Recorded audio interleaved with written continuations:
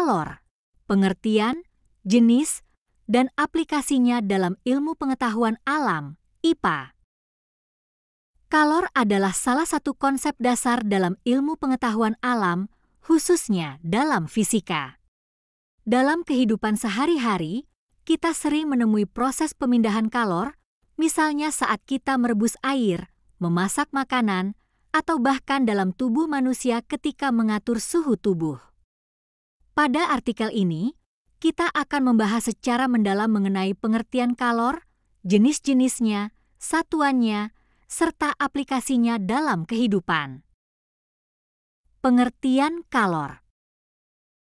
Kalor adalah bentuk energi yang berpindah dari satu benda ke benda lainnya karena perbedaan suhu. Ketika dua benda dengan suhu berbeda bersentuhan, kalor akan berpindah dari benda yang bersuhu lebih tinggi ke benda yang bersuhu lebih rendah hingga suhu keduanya sama. Hal ini dikenal sebagai prinsip keseimbangan termal. Kalor bukan merupakan suhu, meskipun keduanya berkaitan erat. Suhu adalah ukuran derajat panas atau dinginnya suatu benda, sementara kalor adalah energi panas yang berpindah di antara benda. Satuan kalor. Satuan kalor dalam sistem internasional, SI, adalah Joule, J. Namun, satuan lain yang juga sering digunakan adalah kalori, Kal. Hubungan antara kalori dan Joule adalah 1 kalori 4,184 Joule. Kalori, Kal, sering digunakan dalam konteks makanan, karena kalori adalah ukuran energi yang dapat dihasilkan dari makanan. Jenis-jenis kalor. 1. Kalor sensibel.